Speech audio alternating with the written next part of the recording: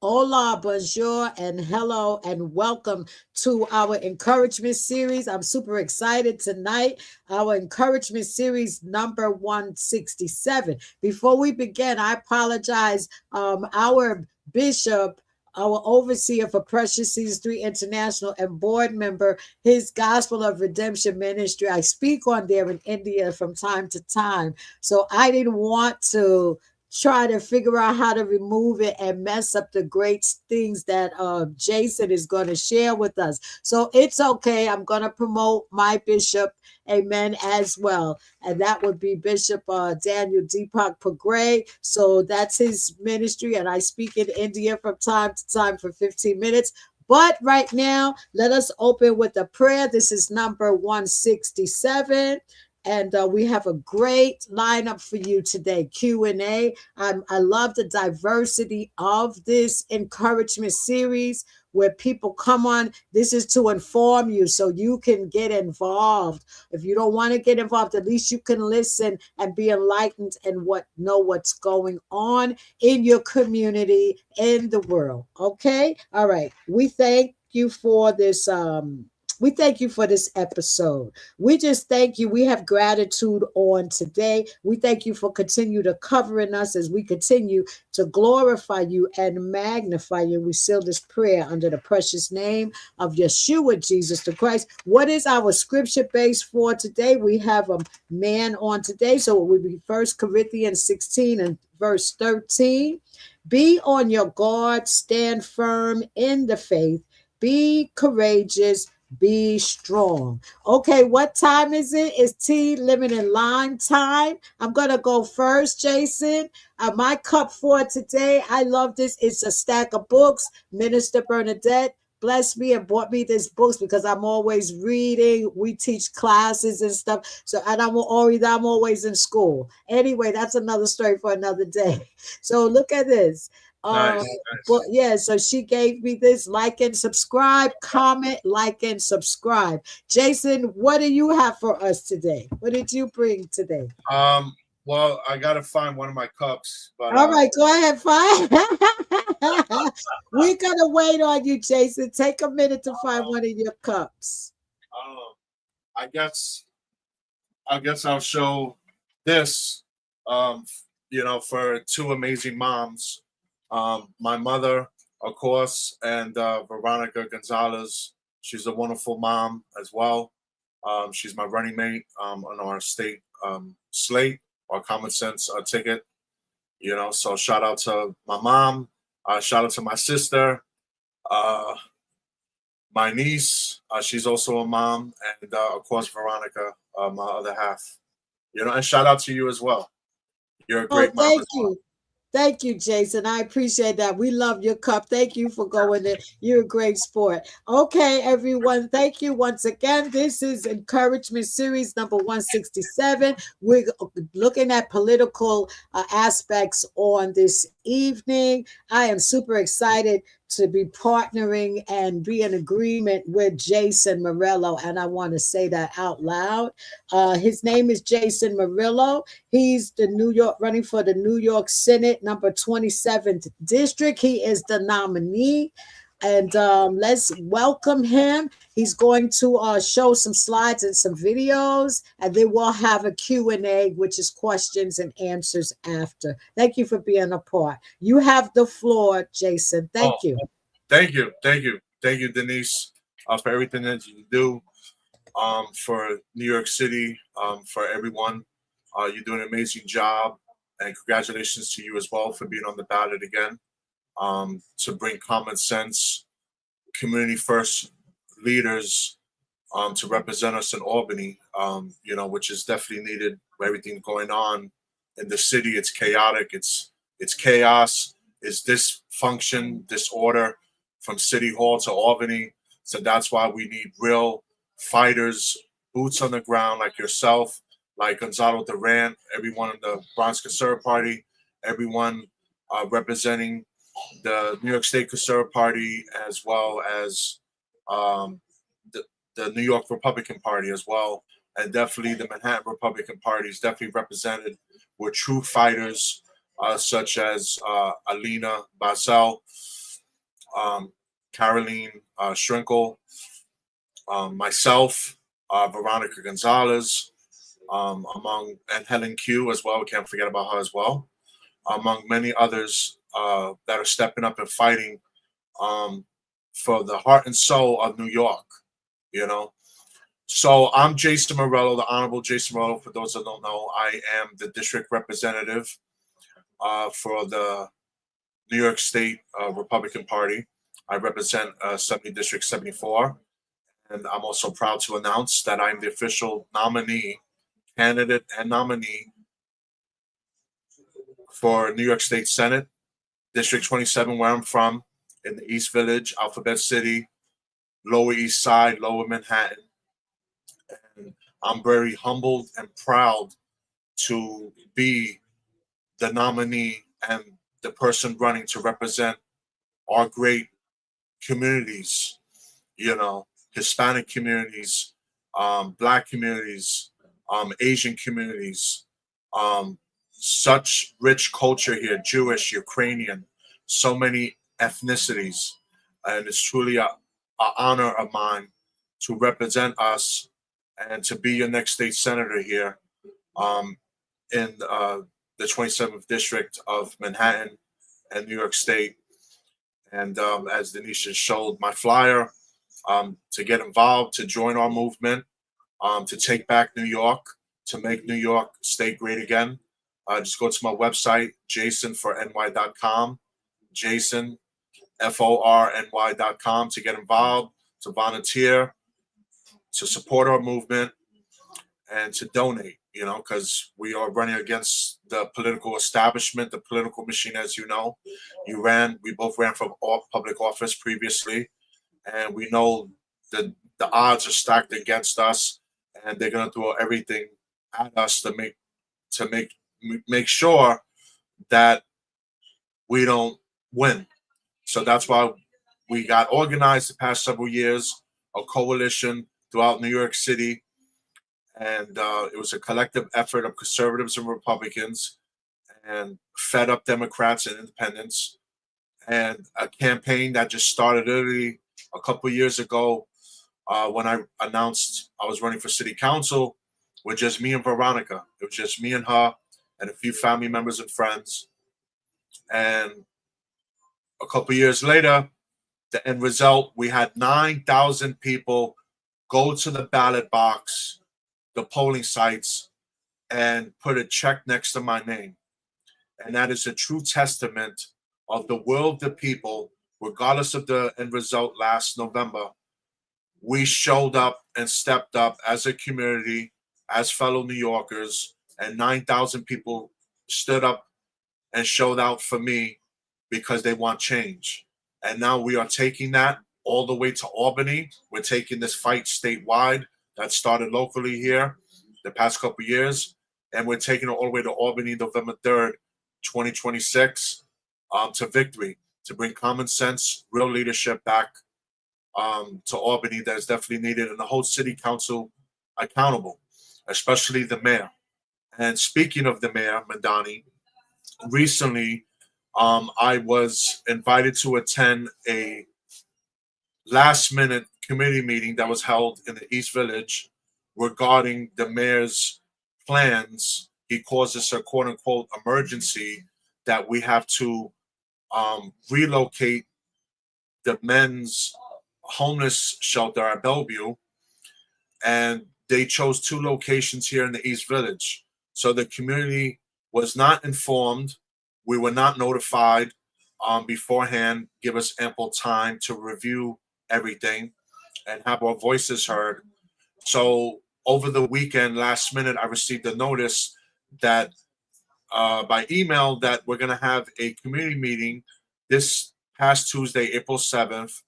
It's going to be with Community Board 3. It's going to be with elected officials and stakeholders, and that we're invited to attend because the mayor has already authorized, without the community's input, without any say of the community whatsoever, without any input with the community board, he bypassed all that and did an executive order in March that is forcing us to take in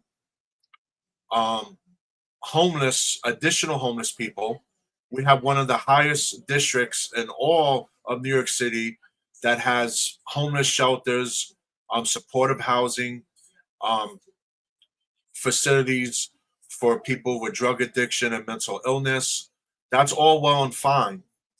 I'm not disputing that. I have nothing against um, homeless shelters and facilities to help people. The issue is transparency, lack of accountability whatsoever, no community input as well. And these individuals, certain individuals that are going to be relocated into our neighborhoods directly adjacent, literally within 100 feet of schools where kids play and playgrounds.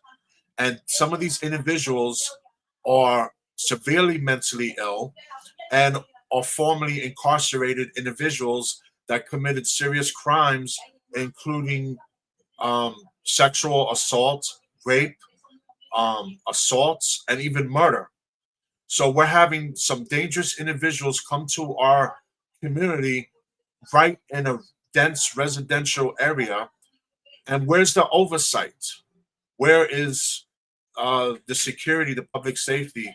So what we're going to show you now is a couple of viral videos from the community event that it got real heated and contested between local residents, small business owners, clashing with Mayor Madani, with elected officials, rush judgment to relocate these shelters, these individuals directly into our community. So Denise is gonna play one of the first videos for us for all the viewers to review. And this is raw footage. This is not doctored footage. This is real footage directly from concerned citizens of the East Village of the 74th District and District 27.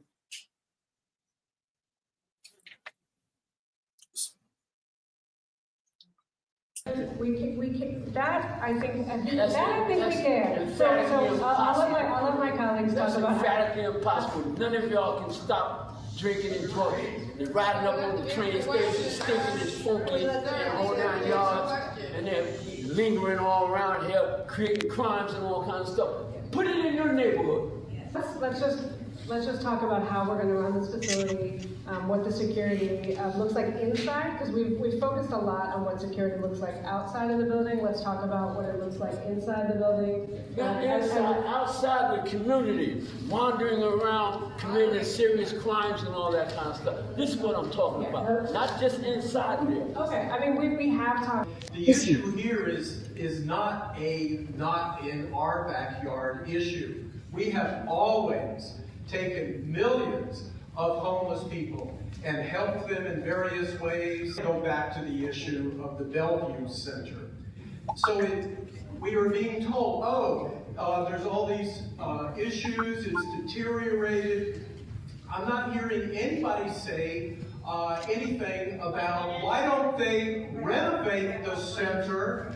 Why don't they renovate the center and move the operation back there? Or is this some kind of backroom real estate deal so they can be housing in the Permian Street area? I'd like to know that.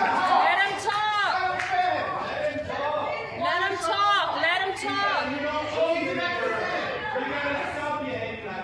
Stop saying it's just a minute. Why not do this before the decision? That was really the question. Why not come to the meeting before the decisions are made and like what happened there? So I think people need to know that. I just want you to. I think, to the commissioner's point, yes, this was a quick decision. We had been looking at, this was part of the previous administration. We had been looking at and reviewing the state of 30th Street, really to get a better understanding as to what was really salvageable there.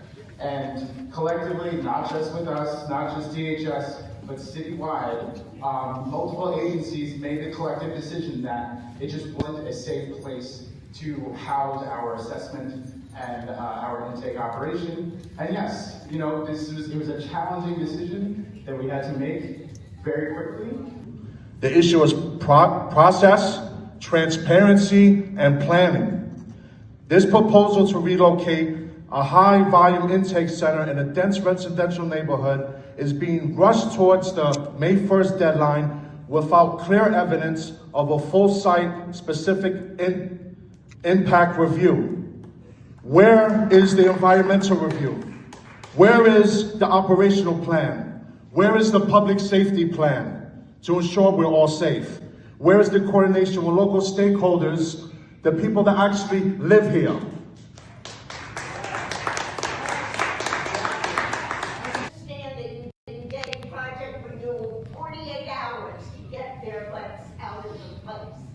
Number 3, you put a number up there for a contact. Is it going to be a 24-hour contact? If I call at 2 in the morning and say there's a problem, will someone answer me? Or will it, and an email? Do you know what happens when you email the city? I've lived here for over 50 years. Nobody in the city gets back to you on time.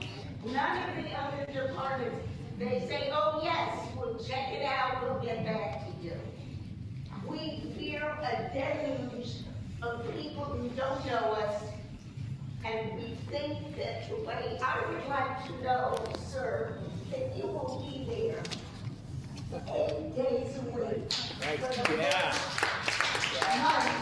That this place opens. And we have lots and lots of empty things with businesses. You can't rent a floor space in the 42nd Street area, which has lots of transportation. That's centrally located. Okay, great. You want me to show the next one, Jason? Yes, please. Video 122. Yes. Okay. State Senate. No, the next one. Veronica, Jason, Not this one. Yeah. you two will be exceptional members of the New York legislature. You've run before and you did exceptionally well. And Veronica, I know this is your first run, but we're pleased to welcome you to the ticket. Thank you so much. You're very welcome. Thank you. That's right. With the downtown common sense ticket, we're bringing common sense solutions and change to Albany that's much needed. This is not about party politics or labels. It's about bringing common sense, community first leadership to represent Assembly District 74 and State Senate District 27, and the combination of lifelong advocates in myself and Veronica Gonzalez. You will have true representation in Albany to represent everyone. This November 3rd, vote. Support our campaigns. Go to our website, jasonforny.com. Thank you.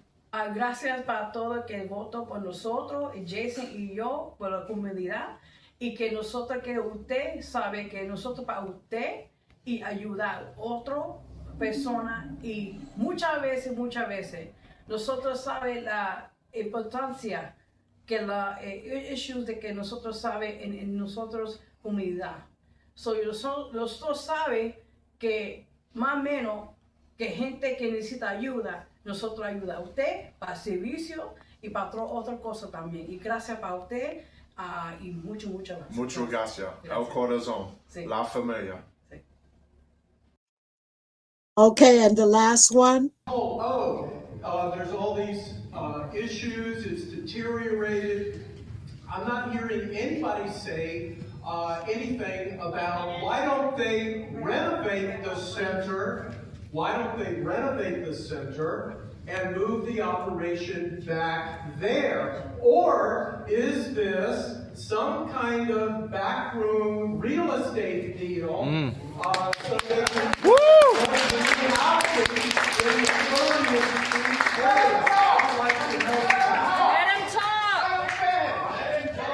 Let him talk.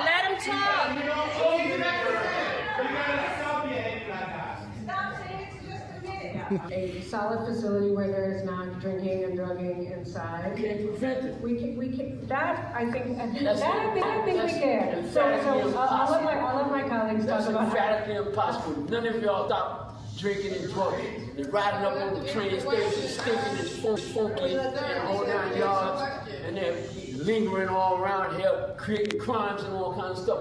Put it in your neighborhood. like inside, because we've focused a lot on what security looks like outside of the building. Let's talk about what it looks like inside the building. Not inside, outside the community, wandering around, committing serious crimes and all that kind of stuff. This is what I'm talking about. Let me be clear, we support services for vulnerable New Yorkers. That is not the issue. The issue is transparency and planning. This proposal to relocate a high-volume intake center in a dense residential neighborhood is being rushed towards the May 1st deadline without clear evidence of a full site-specific impact review. Where is the environmental review? Where is the operational plan? Where is the public safety plan to ensure we're all safe? Where is the coordination with local stakeholders, the people that actually live here?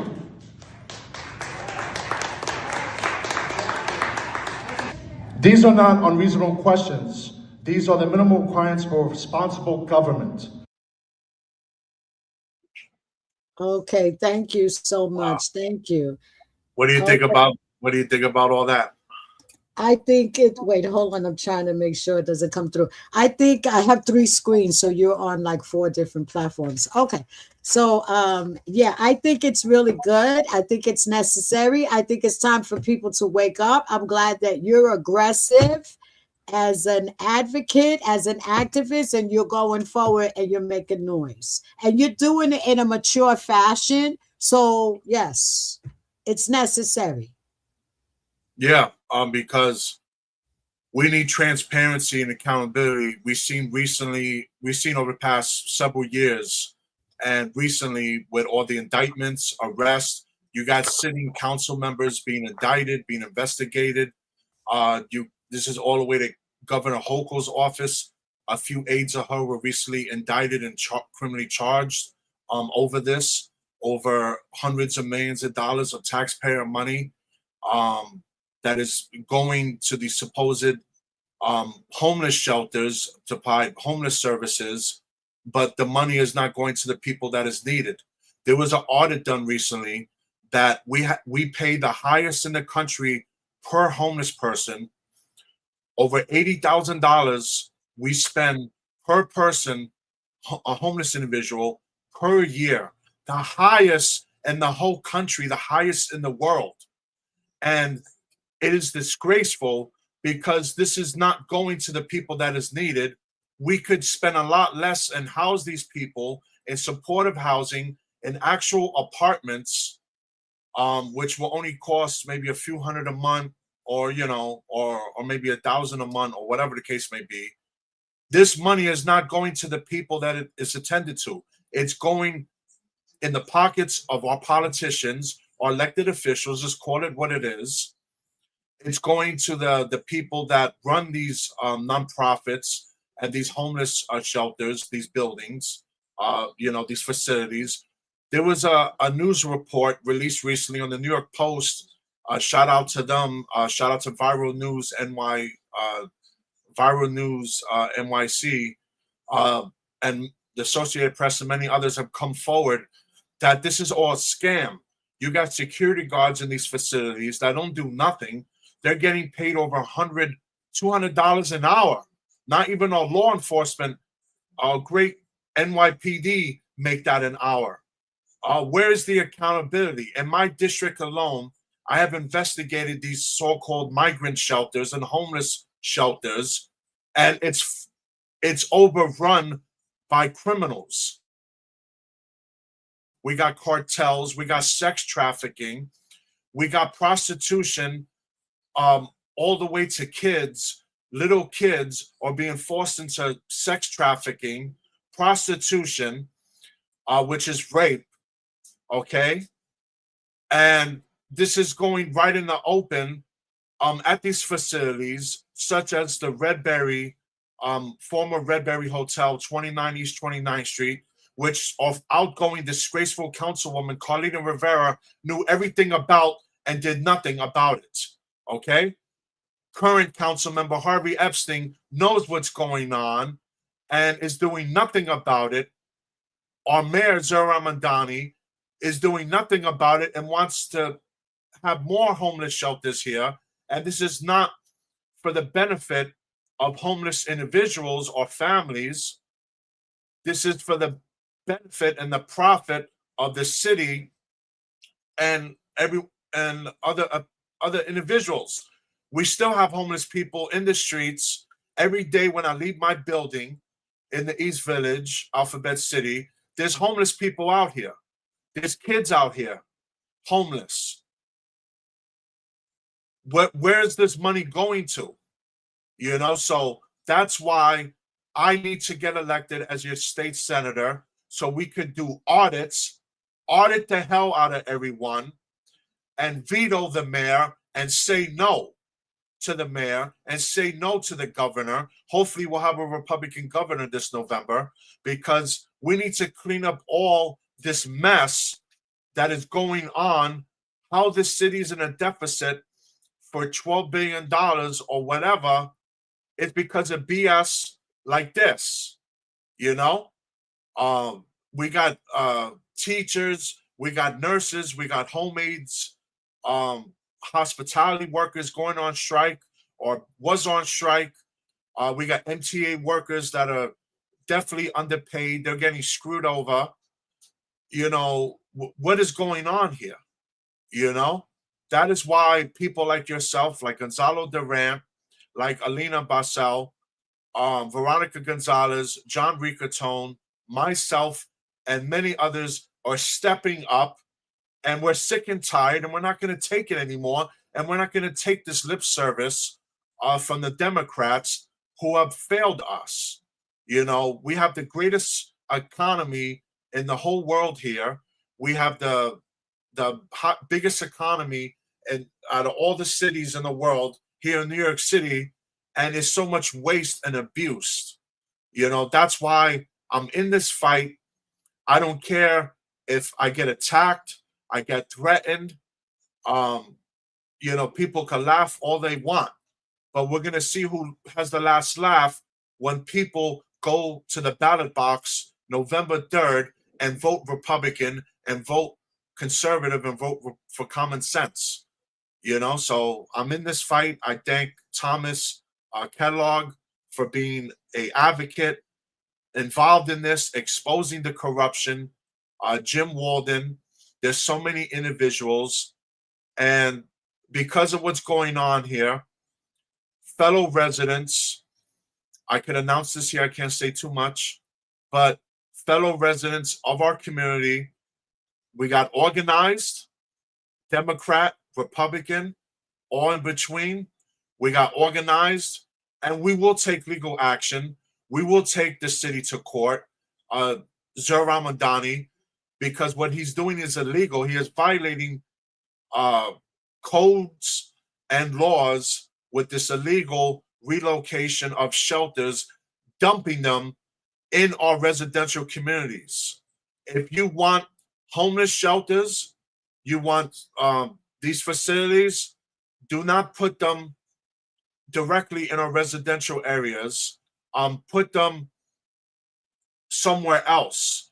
Put them in an isolated area where they could be monitored and supervised properly without a risk to the general public.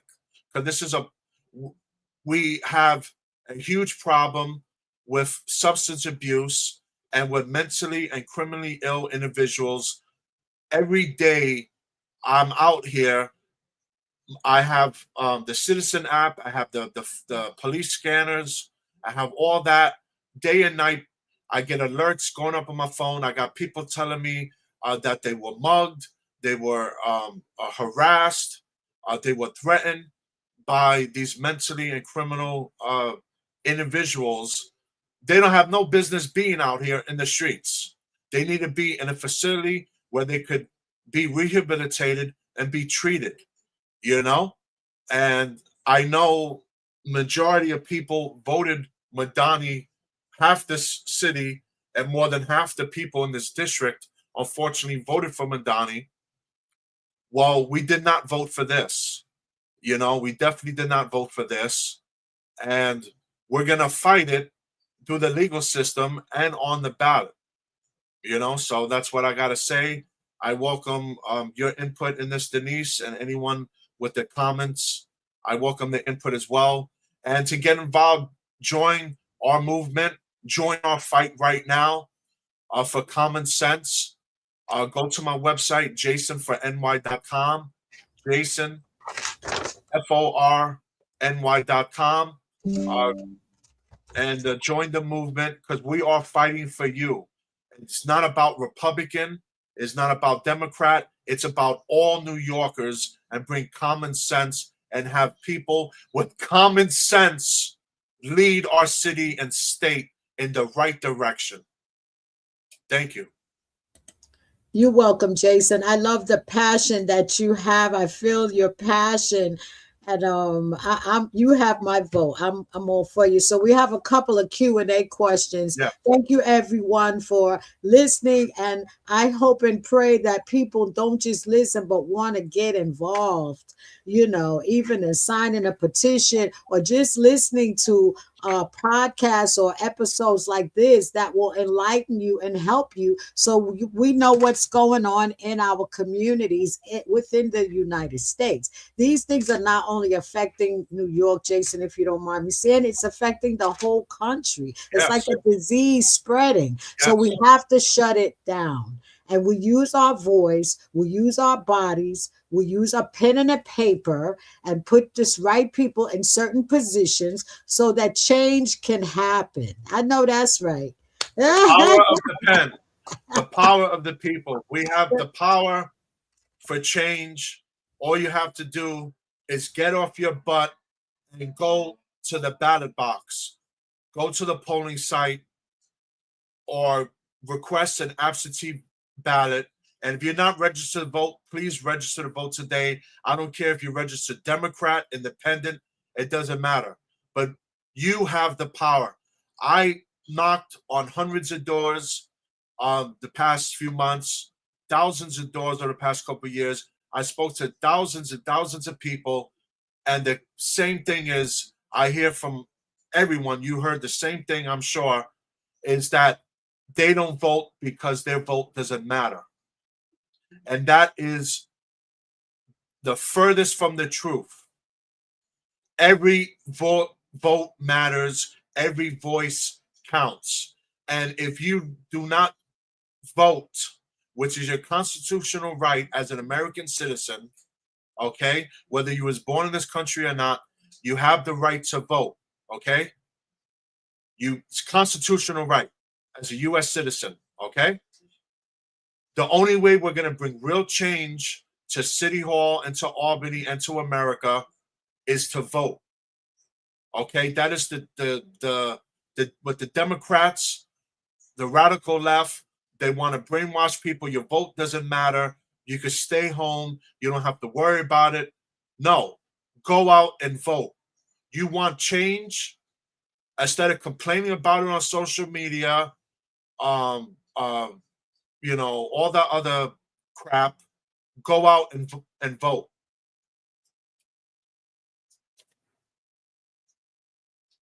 That's the only way we're going to bring real change and make sure we have the right people in office. Just like we voted them in, we could vote them out.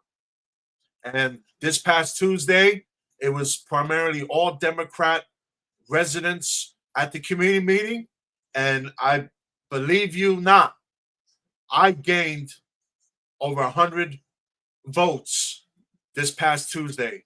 So shout out to Harvey, shout out to Zoran, shout out to all of them. You guys are doing a great job to make sure I get elected, and many of us get elected November 3rd, 2026, and Bruce Blakeman gets elected, and Denise Smith gets elected into office. Keep doing the wonderful job.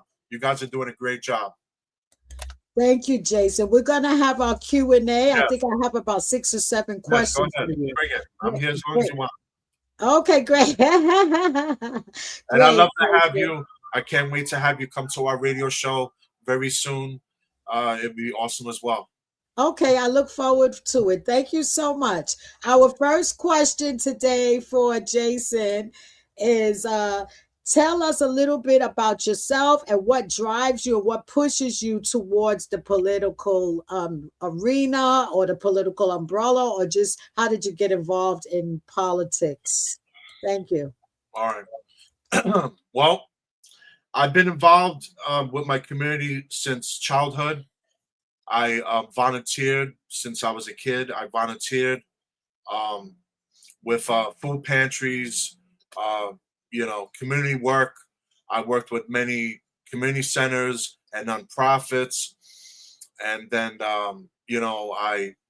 as I became an adolescent, a teenager, and stuff like that, into young adulthood, I got involved with many great local organizations.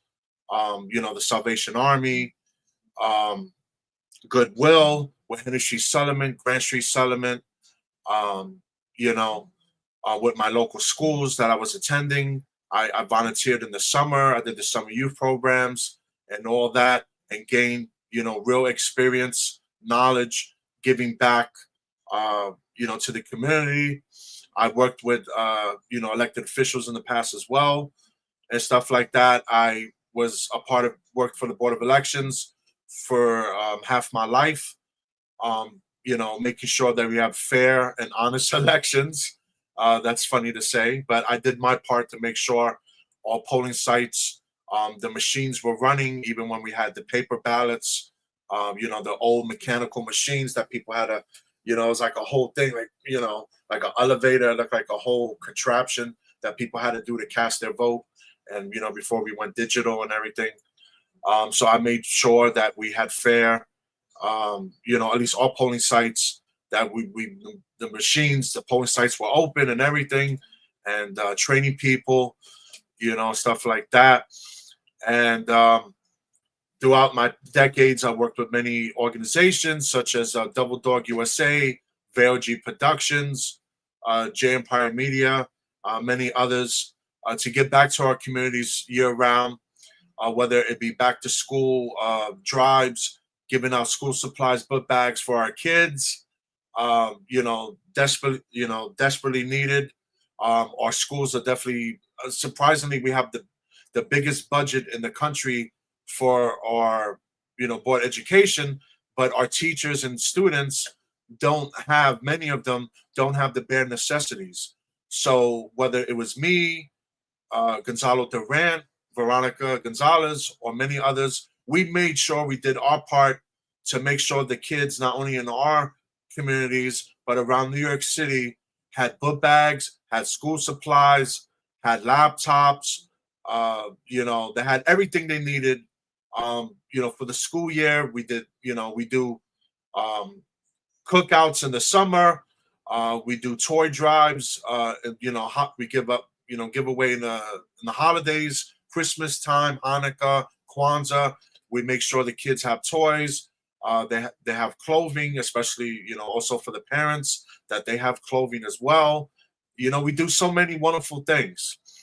But I've been an advocate my whole life. I'm a person with disabilities, and so I worked with many families with disabilities, physical and intellectual, and I helped many people with community access. Shout out to them and many other organizations. I helped and advocated for a lot of people to get the services that we need. There's a lot of services that are unfunded, especially with the past and present administrations that we have now. It's disgraceful. I've been a housing advocate, a champion for housing. I helped dozens and dozens of families and seniors, all the way going to housing court, and to help them not get evicted, to keep their apartment, to get their vouchers, to get the funding they need, the assistance, their public assistance or whatever it may be, that they could stay in their homes. That's what it's about. that we don't have more homeless individuals. So I done a lot of advocacy with that with Veronica Gonzalez and our other, people that we have are part of our small organization. We were in coalition with Gonzalo Durant in the Bronx, our counterpart. He has done so much for veterans, for the homeless, for the youth, to get them off the streets, and out of trouble. So when I was younger, I used to, I was a good student, but I, ventured off into the wrong things, the wrong crowd, and then being involved in the streets and the gangs and all that. And, I got scared straight. I had my wake up call when I was incarcerated as a teenager and, had to spend the holidays and New Year's locked up. And through that, years of rehabilitation and therapy and counseling and everything, I rehabilitated myself, and my faith in God, restored me. And that's where I'm at today, to be a role model, an example that someone that was, involved in the streets at a younger age, went the wrong path, could change their life around. And that's what I did. Now, as far as politics goes, I worked it behind the scenes. I helped at other people, other campaigns, candidates. I worked with elected officials, when I was younger, and currently as well. The reason why I got involved as a politician myself, if you will, as crazy as that would be, because I never, since I was a kid, I always had fantasies and dreams. I wanted to be a WWE superstar or WCW. That was my favorite, at the time when I was young. WCW, pro wrestling, sports entertainment. I wanted to be a Yankee. I used to play baseball when I was younger, sports, very athletic, track and field. All that. I had a very vivid imagination. I always had a fascination with politics as a young kid, which is weird because many young kids don't spend hours and days and months watching the news, watching politicians speak, watching the presidential debates, the rallies. I was fascinated, it caught my eye, watching these people speak, running for public office and getting elected. And the rallies, you got tens of thousands of people, hundreds of thousands of people. I watched all the political movies. I read all these books and everything. But then when I went to, junior high school, community college, I actually studied politics. I studied, the criminal justice system. I dabbed in many different things with communications, with media. Shout out to BMCC and to Manhattan Neighborhood Network and Brick and, even BronxNet later on. I got a real hands-on education in media and radio and television and communications. And I wouldn't be where I'm at today and to help many others if I didn't have those resources when I was younger. So that's why I fight for community media. That's why I fight to keep community media, independent media like Manhattan Neighborhood Network, BronxNet, Brick, BMCC, CUNY, because that is vital for our next generation. Education is key. Without education, nothing is possible. But the reason why I got involved in politics the past several years is because being an advocate and an activist and protesting and everything, that only gets you so far. You could go and scream your lungs out. You could go protest all you want. No, no, no. No to privatization of NYCHA. No to criminal injustice. No to corruption. Blah blah. All that stuff.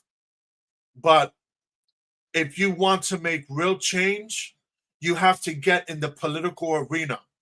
You know, just like our late great president, Ronald Reagan or Theodore Roosevelt, they were not career politicians at first, but they got involved in the political arena to represent New Yorkers and or Americans, you know, to fight for America. This is the last beacon of hope. I'm not trying to sound like Reagan, but, you know, that's okay. This is the last beacon of hope here in America. And if we lose freedom here, we lose freedom everywhere. And I grew up as a Democrat, like a lot of other people, like most people. I grew up in a conservative Democrat household. But as I got older and became a young adult and matured, I saw that the Democratic Party is not what it once stood for. I saw the change, and I directly saw it in my own neighborhoods, whether it was in Brooklyn or here in Manhattan. I saw the change, and that the Democratic Party is too far gone, that they are against the bedrocks of what our foundation of America once stood for. And I saw elected officials, unfortunately, all the elected officials here, as of now, we're looking to change that soon, are Democrat. I saw how much they have turned their back on our people, and particularly our Black and brown communities, how far they come around when it's time to re-elect them into office. They come around with bags of groceries. Here's some tote bags here for you. Don't forget to vote for me. You know, but they're not here when we need them. When someone gets stabbed or shot and murdered out here, when there's a young girl that gets raped out here, when people are facing eviction, homelessness in the street, where are these same politicians out here? They talk about affordable housing and equality for all, but they're nowhere to be found. And it is sad to say that it took a Republican such as myself and Veronica Gonzalez to step up here and say, no, I got you. If the Democrats don't have you, if your council member doesn't have you, or senator, assembly person doesn't have you, we got you. We pulled money out of our own pockets and gave them money for somewhere to eat, something to eat, somewhere to sleep. We gave them a referral. We made sure they had somewhere to rest their head for the night. We put clothes on their back, whatever the situation may be, you know? So I decided, after being on the sidelines, to run for office a couple of years ago for city council as a conservative, and then later on a Republican, and said, F the Democrats, F all this BS, we're going to bring real change. And I don't care if one person stands behind me. People laughed at me, thought I was a joke. Oh, you're running for city council. Ha, ha, ha, ha, ha. Oh, ha. Okay. Well, the joke was on them when we had 9,000 people come out last November 5th to the polling sites and got 20% of the vote, and we fundraised grassroots over $50,000. Praise the Lord Jehovah. We fundraised by community first. All local residents, neighbors, we raised over $50,000 in a grassroots campaign. Okay? We had some help, a little help from the Republicans and the conservatives, but it was all grassroots. We did not have the political machine establishment behind us. Okay? We ran against career establishment politicians who raised and spent, it's all public record. You could go to the New York City Campaign Finance and look this all up. Our opponents in my council race alone for District 2 spent and raised over $1.5 $1.5 million to defeat a Republican challenger. Let me say that one more time. My opponents last year, 10 of them in total, spent and raised over $1.5 million to knock off a Republican challenger with under 20% of the vote. That tells you everything you need to know.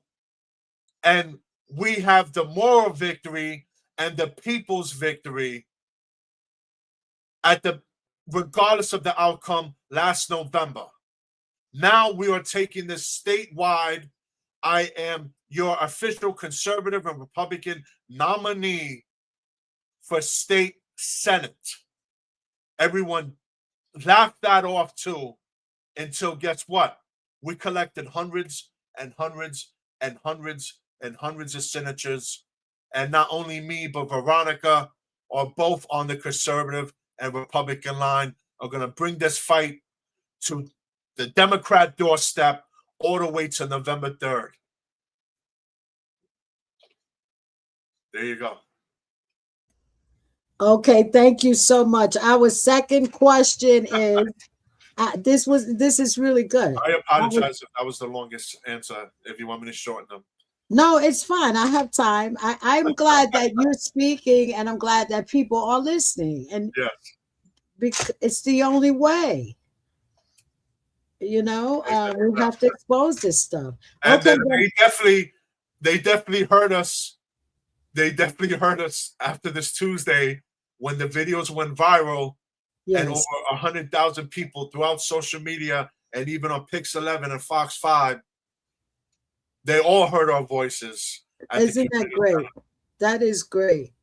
And I applaud you. Our next question is, what do you believe are the most pressing issues facing our country? What do you believe are the most pressing issues right now, in concerning our country? Thank you, sir. Wow, there's so much. Well, obviously affordability. Affordability is a huge issue that everyone has right now, more than ever. Regardless of what's going on with the war in the Middle East and everything.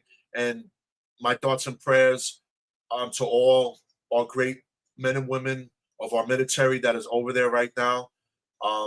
Several of them have lost their lives, putting their lives at risk. We lost several of our great soldiers, our young, brave men and women that are fighting for democracy and freedom around the world. So shout out, my deepest respect and admiration and thoughts and prayers are with them as well. And hopefully we could bring lasting peace to the Middle East very soon, that no more lives are lost on both sides. Because, war is, not the way to go. It's the last resort. So we have to have peace. We're all God's children. This is what I say every time I speak.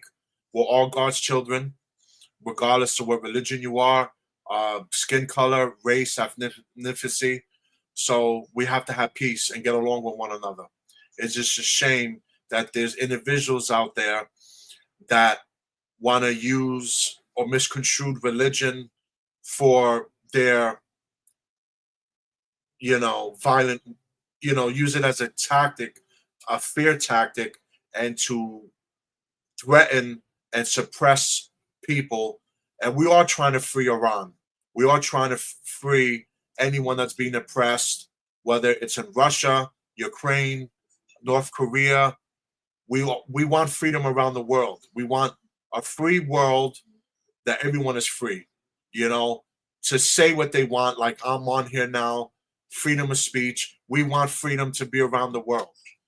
But let me get back to, we need affordability. Rents are out of control. Grocery bills. The mayor, Zoran, wants to raise everyone's property taxes, whether you're a homeowner, whether you rent, lease an apartment. If you're a small landlord or a big landlord, it doesn't matter. you own a small business, you have a chain of restaurants, supermarkets, whatever. If you're in New York City or New York State, for example, our great elected officials want to, instead of lower the cost, lower the taxes, they want to raise taxes even more. And they're not everyone claims, oh, let's tax the rich. Let's tax the rich. No, they want to tax the working class, the poor class. That is the reality. They want to tax and overtax the poor and working class. The mothers that have to work 2-3 jobs with no sleep just to provide for their kids to have a place to live and food on their table and clothes on their backs. That is disgraceful that people have to work 2-3 jobs because of this economy, because of the rising cost of everything. We have to end and appeal congestion pricing, these tolls. The MTA is the richest transportation agency in the world. They got plenty of money. The last thing they need is any more revenue. Congestion pricing to pay additional tolls just to come into New York City, just to come into Manhattan, is disgraceful. And when I'm in Albany, I will do everything in my power to veto and to terminate, repeal congestion pricing. Because that's the biggest ripoff, one of the biggest ripoffs that New Yorkers are facing. And that is the reason why you're paying $10 for a carton of eggs. That's why you're paying $30, $40 or more just for a simple meal or an appetizer at a restaurant. It is ridiculous. You know, I want to lower taxes, and I will lower taxes by cutting waste from city and state government. Okay, and also federal government as well. There's a lot of things we need to cut back on, and all these so-called nonprofits that are getting tens and hundreds of millions of dollars of your taxpayer money. All right, the rich are not paying for all this because they're gone. They're already in Florida. I got many successful friends that they said goodbye Hochul, goodbye Zoran, and even goodbye to Eric Adams. And they're in Florida, baby. They're in Texas. They're down south. So when I hear from our Democrats, we're going to tax the rich. They're going to tax the rich. They're all gone. They're talking about moving the stock exchange to Texas. The New York Stock Exchange that has been here since the beginning of time. What is going on here? I'm surprised the Yankees don't leave the Bronx and go to Jersey or go to Connecticut. I'm going to have to go to Connecticut or Jersey to go watch my favorite team, the Yankees.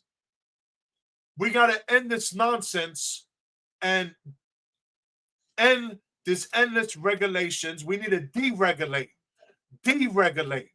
We need to tap into our natural energy resources, okay? Electric energy is the future, okay? We need to tap into alternative energies here in New York State and America as well. And President Trump is doing a good job with that. But we need to do that even more here in New York, okay? We got the biggest resources, one of the biggest resources in the whole country, in the world here in New York State, upstate New York. And Kathy Hochul is not tapping into it, which is the reason why you're paying more than ever in your electric bills. You're paying more at the pump than anywhere in the country outside of California here in New York. Let's talk about it. Let's get Kathy Hochul on here to a debate. Let's go do it right here because I only spit the facts. I got the statistics. I got the facts. Okay? Maybe I'll have to run for governor one day after I'm your state senator to get the job done. because someone's gonna have to, because the damn sure ain't Kathy Hochul. Excuse my French. You know, so affordability. We need to clean up the illegal migrants here. I'm for legal immigration, just like our parents and grandparents before us. We need to clean up and have legal immigration here. We cannot, no other country in the world allows illegal immigration. And in other countries, you go to prison. All right. We don't give you a debit card with thousands of dollars on it. Here you go, baby. Here's an iPhone. Here's brand new Nike sneakers. Here's a $5,000 a month apartment for free. No, your butt goes to prison in other countries. Okay, you get deported. All right. So let's have legal immigration here. All right. Do it the right way. Apply for asylum. Get your visa. Get your green card. Do it the right way. We got to clean up the mess that the Democrats have done. You know, especially with Biden. Okay, Sleepy Joe. All right. And we need to have accountability, and we need to clean up the voter rolls here as well. We are under attack by the radical left, the DSA. We got dead people still voting. That is a problem. We need voter ID. You need an ID to show ID when you go to the movie theater. All right. When you go to the bank, when you go to board an airplane. All right. You need an ID for anywhere.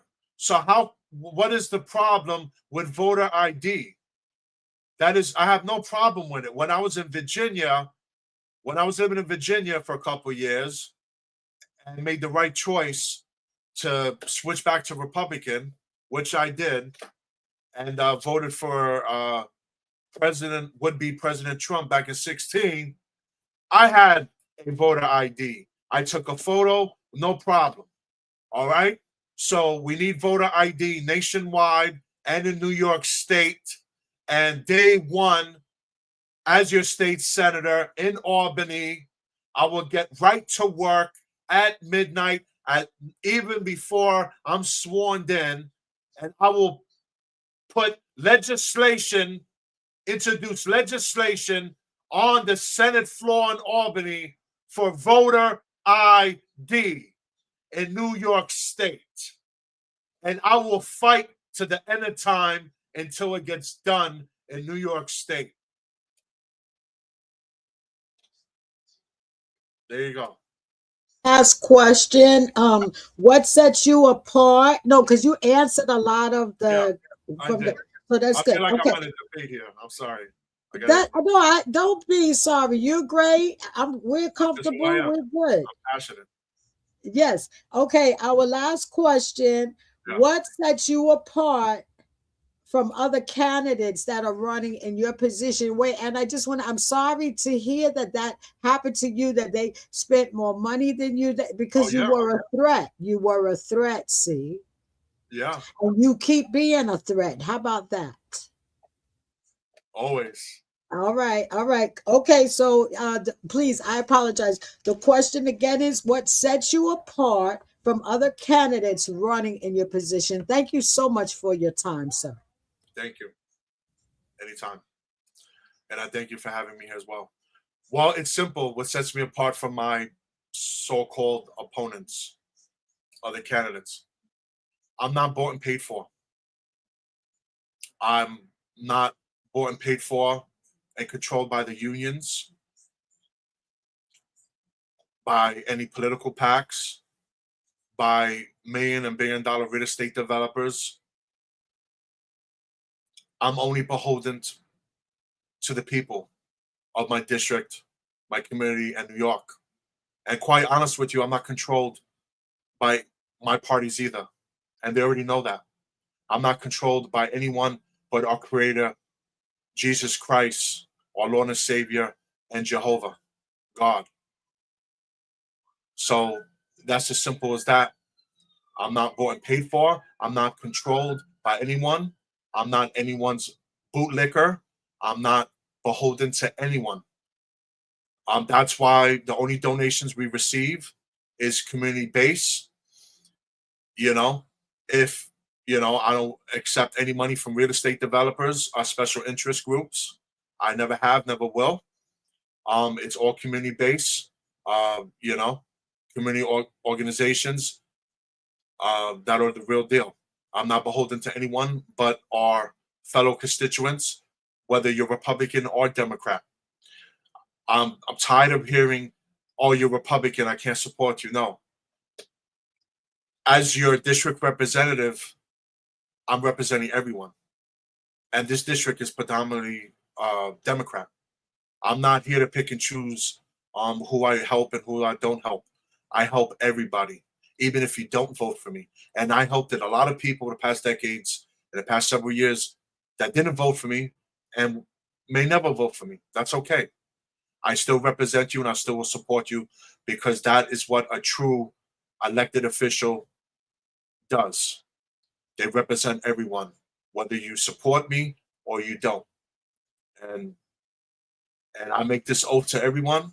The day that I'm sworn in and elected as your state senator, I will represent you and your interests only, whether it be um, illegal shelter relocations, um, cutting Section 8, getting rid of Section 9, protecting public housing residents, seniors, to keep them in their homes, to make sure that we have affordable, sustainable rents for those that are on fixed incomes. Okay, we're going to make sure we have public safety, law and order here, and we're going to make sure we have transparency and accountability. I pledge to you, as your next state senator, as a prospective voter, if you're watching this or watch this later on, that I will not make any decisions that impact our community, district, or state of New York without your direct input. I make that pledge. And I challenge my opponents, including as current Assemblywoman Grace Lee, to make that same pledge and oath. That you will not make any decision regarding our communities, whether it's the parks, the schools, community centers, senior centers, shelters, whatever, without the input and approval of our community. Because I just did, and I always will. I'll always stand for the people of New York and of America. Whether you were born here or you're new to our country, I will support everyone and the Constitution of the New York and of the United States. You want true radical change? Listen, let's be honest here. I'm not the golden boy of the Republicans. Maybe I'm the golden boy of some conservatives, but I'm not your prototypical Republican. Okay? I'm not 100% with Trump. I'm not 100% for him or against him. I'm not 100% with anyone. Okay? But my community. That's the only people I am accountable for and represent. The next generation of conservatives and Republicans, that is desperately needed here. I appreciate and respect of all the people that came before us, that ran before us or were elected in office. But this is not about Trump anymore. This is not about Biden, Obama. This is not, Kathy Hochul will be a thing of the past one day. So will Zohar Ramadani. This is about the future of New York and the future of the United States. And I am leading the charge here in Manhattan as the leading conservative Republican for the next generation of all New Yorkers. And whether it be this year or the next few years, I will be elected because will be the will of the people. The will of the people will get me into office. It's already anointed by God. He is our creator. He is the boss of all bosses. I had a near-death experience 5 years ago I was in the ER with severe COVID, and I went in cardiac arrest. And they had to revive me not once but twice in the ER. My family didn't know about it. There was no one to call. It happened out of nowhere. I was on an oxygen um, um, thing. I'm getting oxygen. Next thing you know, I passed out. I didn't know what happened. And then when I woke up later on, they told me that I went in cardiac arrest and I get revived not once but twice in the ER while my mother was on life support and a ventilator in the same hospital upstairs. But guess what? Just like true New Yorkers, both me and my mother survived that. We survived one of the most horrific days in our history, 9/11, when they knocked those towers down in Lower Manhattan, not far from where I live. We survived that. We survived Superstorm Sandy, when my whole neighborhood, the whole island of Manhattan, was flooded. And I had to run downstairs with me and a friend of mine and had to rescue someone downstairs that was drowning in over 8 feet of water. They were drowning downstairs when the high tide came in and the lights went out on Superstorm Sandy. And we saved that person's life and our lives as well because we put ourselves at risk. In my apartment building, which is 14 stories, the water was up to the 4th floor. And we went downstairs in that water, that dirty water, and we saved someone's life that night. We survived it all. I survived 2 heart attacks, and I will keep on fighting. God told me, send me a clear message after I survived the 2 heart attacks 5 years ago, back to back, cardiac arrest, and double pneumonia, COVID. I made a pledge to God then and there that the rest of the time that I have left on this earth, I will dedicate my life to our city, to our state, and to our country. I will give my life to help others. And that's what I've done my whole life. And that's what I will continue to do. And God, help me when I'm your next state senator or when it's my opportunity to be in office. I will continue doing that. I will continue fighting. Just like I fought for my mother, I fought for my family members. My family served our country and paid the ultimate price in the military. I will continue fighting because that's what a true New Yorker and American does. Thank you. Thank you. You welcomed. I want to this woman, Rose, she says, I follow and practice Islam. So how are you going to protect me? Born American chick who was raised in the New York City area. Would you like to answer that or you want to I let it? support everyone. I have many friends that are Muslim. You know, salam alaikum. First off, I want to say to you, salam alaikum, salaikum salam. All right. All praise to Allah as well. We're all Americans here. I'm not going to go into a whole thing because I don't want to discredit other people. I don't want to attack other people. I'm not a radical. See, that's the perfect thing about me. And I'm sorry, I apologize. I get emotional. Because this means I'm really running for the heart. I'm not running for money. I'm not running for fame to get my name in the paper. I'm running because I give a damn about our city and our state and our country. And, you know, I support everyone. I have many friends that are Muslim. I have many friends that voted for Zoran, and I respect you if you did. If you did, I'm not taking away none of your rights. We're all American, no matter what religion, faith you are. Even if you're Democrat, radical left, hopefully I could, convince you, some leeway here to have, but I'm not radical right either. I'm not a right wing, Islamophobic, whatever they want to call that.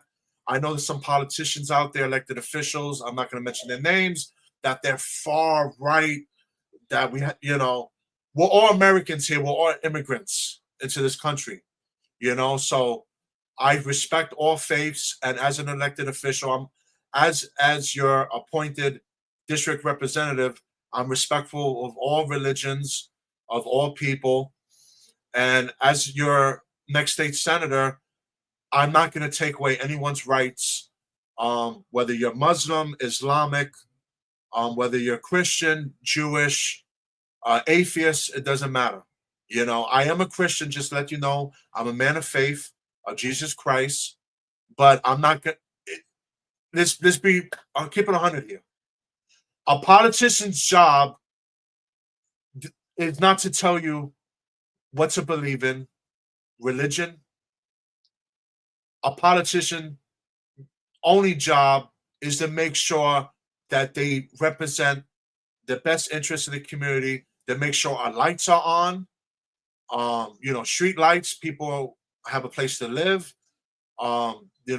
they have a livable wage, we have public safety, we have the best schools that we can have.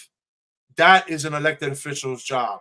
So I'm sorry, I am not going to preach to you and tell you have to be a Christian or else. No, that is none of my it's none of my goddamn business what religion you practice or preach. That is one thing that should not be in politics. Okay? If you're a Christian, you're a Christian. If you're an atheist, be an atheist. Okay? That what you do behind closed doors, or when you go to your church, house of worship, whatever it be, that is your business and constitutional right that our forefathers fought for the freedoms that we have here. So I hope that answers your question. I'm right down the middle. I'm a independent thinking and conservative, down the middle Republican.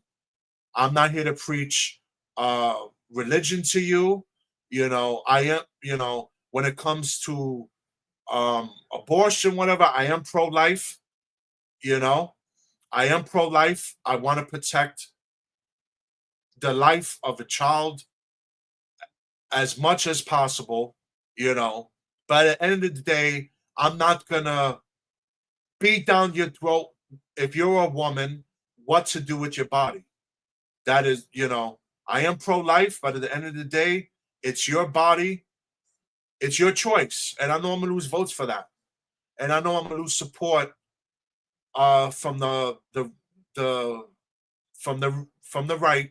I'm going to lose support, and I have lost support and lost donors because of that, but that's okay. But my job and any job elected official is not to tell you who you should believe in religiously wise, or for me, my point of view, what if you're a woman, what you should do with your body, but I do defend pro-life, to the fullest, but that's my own personal choice. But I will not do anything legislative to fight people against that, so all praise Allah, praise God, Jesus Christ, whatever you believe in. You'll never have to worry about me attacking hardworking Americans, Muslim, Islamic Americans. I do not judge Zoran based on his ethnicity. I only judge him based on his lack of experience. That is what I judge Zoran Madani on. Now, other people out there want to go radical right. God bless them. You already know who those people are, or may not be. People could say I'm radical right or whatever, or whatever they want to say. But I know where I stand, and where I don't stand, I'm not a bigot. I'm not a racist. I never was, never will be. I grew up. I'm from New York City, and I'm from the inner city and from the projects. Okay, I'm back in the projects now. because I have to take care of my elderly mother and her transition on her way out. She has cancer and everything. I'm being supportive as I can. I don't want her locked away to nursing home, so I'm looking out for her, doing the right thing as a responsible son. But that's here or there. But I grew up surrounded by people, being a New Yorker, with different races, ethnicities. So, how can you be racist if you live in New York? I know there's other people, that's to each their own, but you don't have to worry about me, and that's all I got to say. And God bless you for watching us and being part of this program as well. And I know I cost myself some votes and some big donations with this, but like I said, I'm not beholden to anyone. I'm an independent person, and regardless, I'm gonna stay that way. I can't be bought, and that's it. The only one that could judge me is our Lord and Savior. Amen. All right, there you go. Yeah, the last thing is, thank you so much for your time. This has been great, along with the videos and you answering the questions and stuff. What do you have any upcoming events that you want to share? Or you promote you? This is room for you to promote, and after you finish, I'll promote my stuff, and then we'll close. Okay. Yes, thank you. Yes. The only thing I just want to say quickly, the only thing that I been active fighting against and will continue to fight against, I believe in democracy. I believe in freedom of speech, freedom of different political parties. That's why it upsets me, it infuriates me that when people come after conservatives and Republicans, we're being attacked more than ever. And we saw what happened to Charlie Kirk, may he rest in peace, that he was assassinated. We saw it in the past throughout our history with great civil rights leaders, whatever side you're on, from Martin Luther King to Malcolm X to Ronald Reagan. I'm sorry. Well, he almost got assassinated. But John Kennedy, Abraham Lincoln, who, the Republican Party was founded in 1854, and we had the Civil War in America to end slavery. Imagine that. The Republican Party. People want to bash the Republican Party hundreds of years later, but it was the Republican Party, Republican elected officials that fought to end slavery in America. That the Republican Party, decades and years later, generations later, were the ones that gave women the right to vote in this country. Imagine that. Women didn't have the right to vote in this country since 1920, I believe.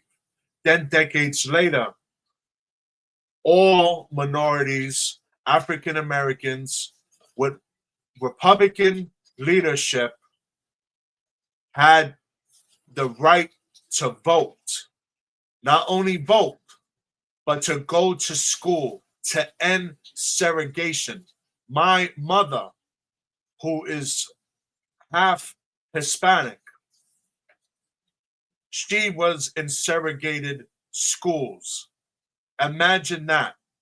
And that they had bathrooms, they had schools that only white kids could go, and then all minorities, even black and brown, even Hispanic as well, Latino, had to go to a different school or use a different restroom. They weren't allowed to go into diners or whatever, or restaurants. The Republicans led the charge with Democrats as well in the 1960s for civil rights. Okay? So that's statistically facts. All right?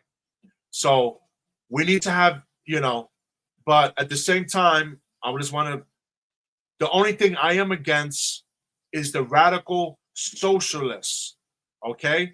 Because it is straight up communism. That is what I am against 100%. And because we fought against communism in World War I and World War II, okay? it was a country and a regime called the Nazis.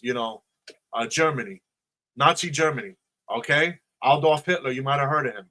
Okay, and then we had a Cold War for decades. A century later, with the Russians, with the Soviets, which we're still dealing with to this day, with Iran, with communism, with socialism, with brutal dictator leaderships that suppress the right of women, including Muslim Islam women and children and families. They don't have the right to go to school. All right, they don't have the right to go to school. They don't have the right to work. They have to be submissive, subordinate to men. And yeah, you already know that already. So I don't have to explain it all. But the only thing that I will continue fighting for against is the radical takeover of socialism in America and any other forms of segregation. All right? We need to end all of it. My parents fought and died defending our freedom in America and the freedom of others around the world, thousands and miles away. Okay? So we need to fight back against the radical socialism that is taking over and is getting in our communities throughout the country and into politics. All right, and I'll leave it at that.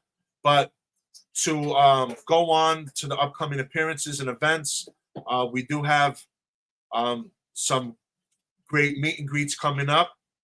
We're doing the Lag Cabin Republicans. Let me get that flyer here so I could give you accurate information. And I thank you for your time. And I'm sorry if I'm sorry. All right, let me get the information for you. Did I send the flyer? Let me go to my email quick. Just bear with me a second. We're gonna be at me and Veronica next Wednesday in Midtown. Anyone wants the address, I could happy to give it to you guys. We're gonna be at Wine Wednesdays, so you can unwind after work. You can unwind after work or school, and come hang out with us and learn more about great Republican and conservative candidates on the ballot this November 3rd. It's hosted by the Lag Cabin Republicans in New York City, which is a advocacy group of LGBT Republicans, which is lesbian, gay, and bisexual. It's a group of common sense, conservative LGBT Republicans, and we're going to get together and have a wonderful time. And you're welcome to attend. More information to RSVP for that next Wednesday is at Midtown, right near Times Square, in Times Square, actually, in the area. You can RSVP for that next Wednesday, April 15th. It's at 6 p.m. It's only $5. It's only $5. All right, you spend more than that to get a cup of coffee at Starbucks. So only $5 to help, to attend. You can RSVP at lcrnyc.org. That is lcrnyc.org to RSVP. And I hope everybody comes out. You get to hang out with me and Veronica and many other great community first for all New Yorkers, all New Yorker first candidates. So definitely come, have a good time. We take a photo with us. Let's have something to eat, have a glass of wine, have a good time. And then Thursday, April 16th, we will be at the Central Queens Republican Club. Both me and Veronica will be in attendance and speaking. We're going to be with one of our advocates and partners, Reverend Keith Gatson, who is one of the foremost in New York State fighting for civil rights and criminal justice reform. He is the second largest. He was the second largest in New York State history incarcerated 32 years in prison, wrongfully convicted of murder that he did not commit. He is fighting for vindication to this day, and we're closer to ever for getting his justice. And so Reverend Keith Gatson will be there, our ally of us. Hopefully Denise Smith, I think she's gonna be there as well. And we got other appearances coming up. But follow me on social media.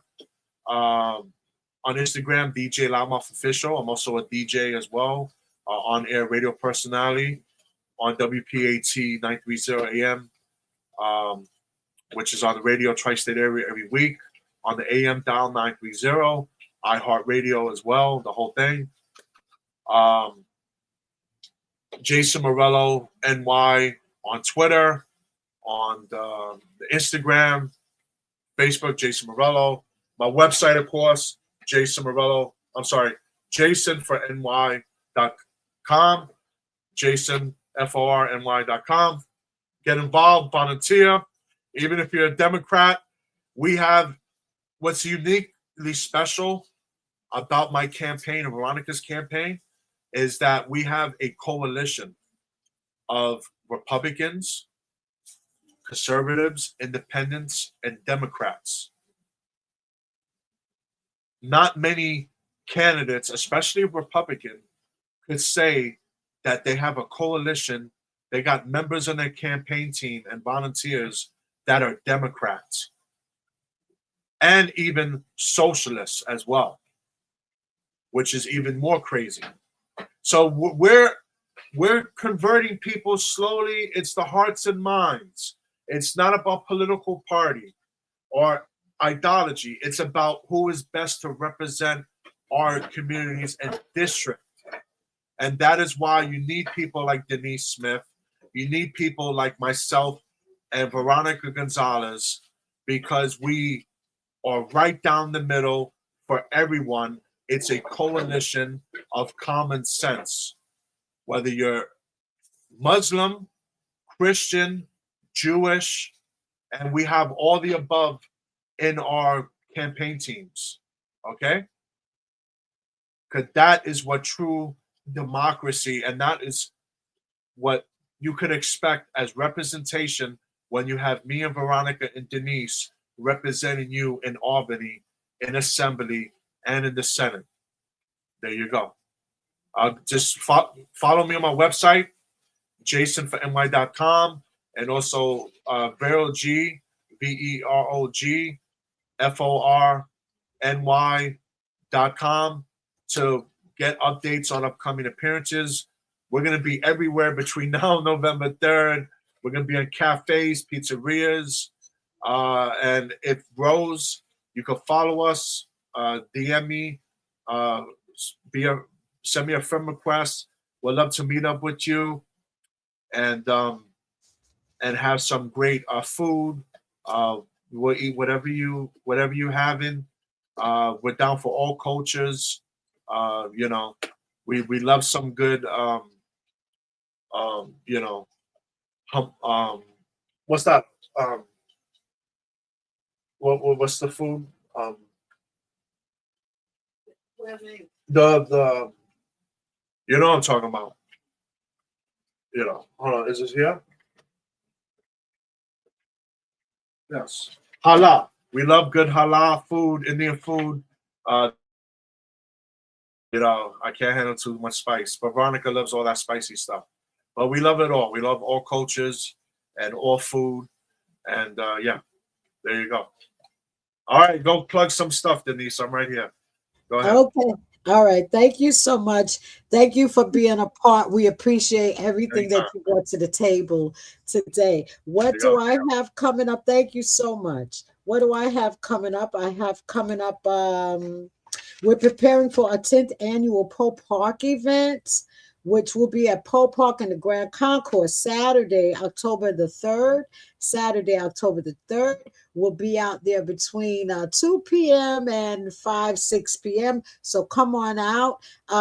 If you have clothes, new clothes or slightly used, I'll be glad to take them. Here's my email. Let me try to put my email up. Excuse me. Yeah, you can email me if you have something that you would like to donate for our 10th annual event. New shoes only, slightly used clothes, and my preference is new clothes. So thank you so much for that. We're looking forward to that. And we evangelize to the body of Christ, and we evangelize to people that day. It's the 10th year that we're doing it. So I'm excited about that. And to all the other ministers and men and women of God that come out with me that day, thank you so much. We're preparing for our final. For those of you that know, I teach many classes. This is our 3rd year. So we're having our final on a Zoom. It'll be Saturday, May the 16th at 9:30 a.m. Eastern time. If anyone's interested, we kept it early in the morning because I am an international minister. So I try to respect the fact that people from other places or other countries, they like to partake with us and come on. So that'll be 9:30 in the morning. If anybody's interested in being a part, this is my email. It's really good. It's about 90 minutes long.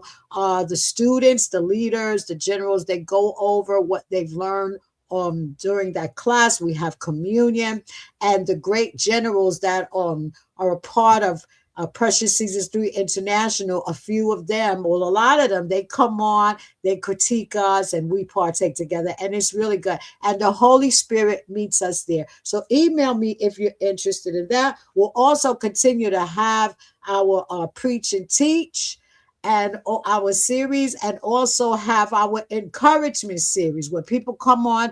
The encouragement series is more diverse than the Preach and Teach platform. That's for heavy hitters, ordained men and women of God. The Encourage series is more diverse. So I'm grateful to everyone. We're going to close right now. What do I close with? I'm going to close with a quick blessing, and it is Romans 15 verse 13. May the God of hope fill you with all joy, peace, as you trust in him, so you may have overflow with hope by the power of the Holy Spirit. Everyone, thank you for being a part. Jason, thank you for being yourself. Thank you for coming on. Thank you for the passion that you have. It is appreciated. And I'm applauding for you, and I'm Thank you. praying for you, and God's going to open the door for you. Amen. All Amen. right. I made up. I know I was supposed to be here like a year or two ago, so I gave you extra. Normally, I don't. Normally, I'm more composed and I have more of a format. But I wanted to give you everything today, to make up for the past couple of years. Thank you, Jason. I appreciate And you. we'll extend the same courtesy to you when you come on our radio very soon as well. Okay. Thank you so much. This was really good. And to all the people, listen to what this man is saying. It's imperative. That's why I believe God opened the door for me to do these political platforms as well, because it's necessary. You know, I mean, I think I have a 5,000 subscriber Yeah, on congratulations. We got to step our game up. Veronica's YouTube channel, we have like 1.6 K subscribers. Yes. But yeah, that's amazing. 5,000. That's a lot of people. So I want to use that platform for the ministers to minister the word. We talk about different issues on there as well. But me being a part of the political arena now, it just makes sense that people listen and, like, oh, I wouldn't have heard this. You know what I mean? Yeah. I wouldn't have been enlightened. I wouldn't know. So it just makes sense. So yeah, thank you for. I'm sorry. No, that's why I have my Instagram. Me and Veronica, we have like 15,000 followers each. DJ Loudmouth Official, and she's official BLG, BEROG. I just want to, quickly. We use our platforms because we're primarily in the, besides community work and that, we're in the media entertainment field. We previously worked with Hot 97, DTF Radio. We've been a partner with iHeartRadio for the past several years and other platforms. So we use our. It's very interesting, and it's actually a positive thing because you represent as well a younger generation. So this is a positive thing for the future of the Republican Party and conservative, is to have younger people involved and could reach out to younger demographics. And that's why it's vital, and it's been a huge asset. We have an advantage that 99% of the other Republican candidates don't have. I don't want to attack anyone, is that people like me and we have a whole different lanes. You have between the gospel, entertainment, the radio, podcasts, like me and Veronica, the music background, hip hop, the whole thing. We were, working with Drewski, DJ Drewski, the biggest DJs in the world. So we have that influence and we have that credibility. That's what I want to say. Me and you and Veronica, we have that street credibility that if we speak to a young person in their teens or 20s, that they could relate to us, that we're hip, that we're cool. And that, guess what? That will translate that they're going to volunteer for us, that they're going to go and vote for us, and they're going to go tell their friends and family, yo, these people are not like other politicians. They're cool. They're with us. They're hip. So that's what I was trying to say earlier, is that we bring a whole new demographic.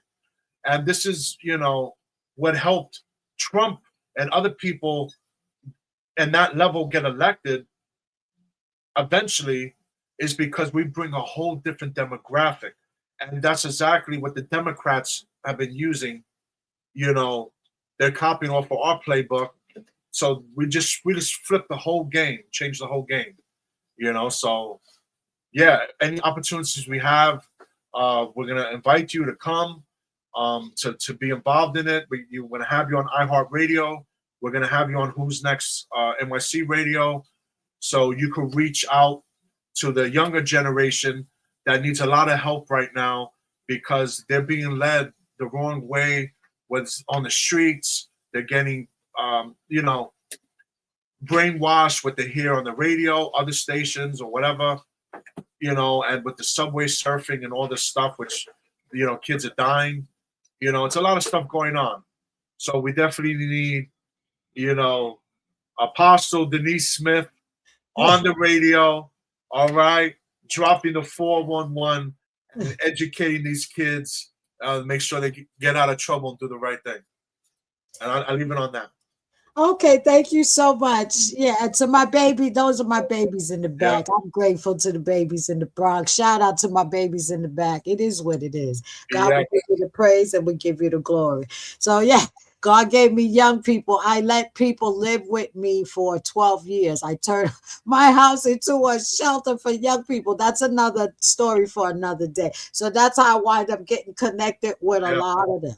So, but I love them and that's what it is. Yep, I got a 20-year-old. I'm gonna sit that right there.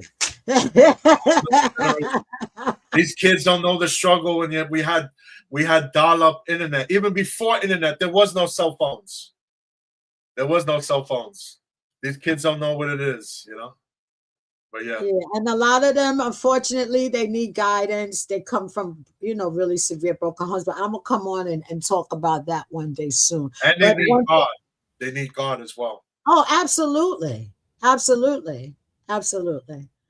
All right. Yeah. So I will come on and do a program about that, and maybe you'll watch it if you have time. Thank you for inviting me to your platform, and I look forward to us working together. This was really awesome. I love you so much, Jason. I love everybody on here. All right. Even if you voted for Zeron, I love you. Huh? I said I love everybody on here watching, even if you voted for Zeron. Yeah, weapon.